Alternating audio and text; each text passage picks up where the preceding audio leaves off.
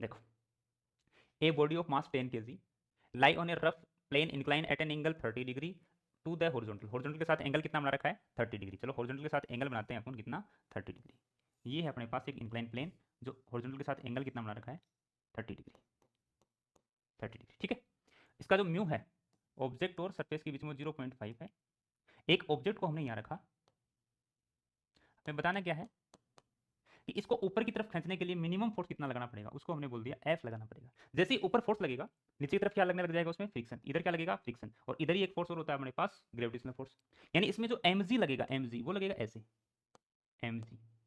अब एम के दो कंपोनेंट हो जाएंगे अपने पास, एक तो ये वाला, इधर वाला, जो कि ये थीटा है तो ये भी क्या आएगा? Theta in 30 degree. एक इधर वाला जो क्या हो जाएगा? देखो M G sine theta, M G sine theta. और ये क्या हो जाएगा? M G cos theta. और इधर क्या लगेगा इस पर? नॉर्मल।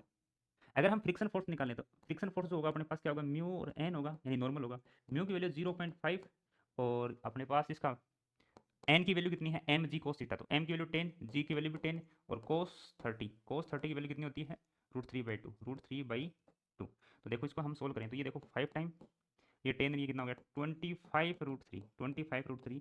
ये तो अपने पास आ गई फ्रिक्शन की वैल्यू, ठीक है। एक एम जी साइन थीटा, तो एम जी साइन थीटा जो लग रहा है ग्रेविटेशनल फोर्स, वो कितना लग रहा है? एम जी साइन थीटा, उसकी वैल्यू आ जाएगी एम और जी। एम की वैल्यू 10, जी की वैल्यू भी 10 और साइन 30 की वैल्यू 1/2। ये कितना आ जाएगा अपने पास? 50। ये कितना आ जाएगा? 50। इसका मतलब हमें फोर्स कितना लगाना पड़ेगा? देखो नीचे लग रहा है M G sine theta plus friction force, तो कम से कम उतना फोर्स तो हमारे को लगाना पड़ेगा। उससे ज्यादा जब लगाएंगे तब ये ऊपर की ओर चलेगा, तो उतना फोर्स लगाएंगे। तो ये देखो जो फोर्स की वैल्यू वो कितनी आएगी? 25 √3 प्लस 50। 25 √3 को हम सोल्व कर लेते हैं, तो सोल्व करेंगे तो क्या आएगा अपने पास वैल्यू? जैसे मान लीजिए मैं कहूँ 25 मल्टीप्लाई 1.7, 25 मल्टीप्लाई 1.7, तो